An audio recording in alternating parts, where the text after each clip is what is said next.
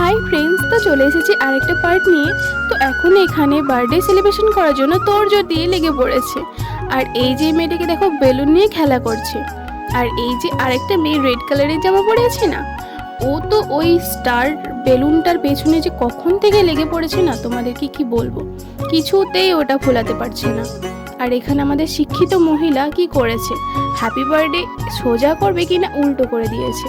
তাই আমাদের জ্ঞানী মহিলা এখন অ্যালফাবেটগুলো পড়ে পড়ে উল্টো দিক থেকে সাজাচ্ছে। আর এই বান্ধবী ললিতাকে যতই বলি না কেন, এই বেলুনটার পেছন আর ছাড়ছে না।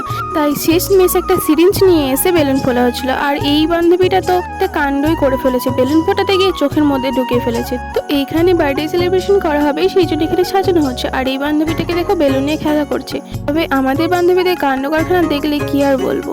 এখানে একটা বান্ধবীর মুখে টেপ মেরে দিয়েছে, আর আমাদের বার্থডে গার্ল এখন দাঁড়িয়ে দাঁড়িয়ে দেখছে যে কি রকম সাজানো হচ্ছে। খুব টেনশনের মধ্যে আছে আর কি আমাদের বার্থডে গার্ল। তো এইদিকে মোটামুটি সাজানো হয়ে গেছে। তো অনেক অনেক কষ্টের ফল আমাদের স্টার, সেটা এখন বসানো হচ্ছে। ব্যাস, আজকের মতো এতটাই। দেখা হচ্ছে নেক্সট ভিডিওতে, ততক্ষণের জন্য টাটা।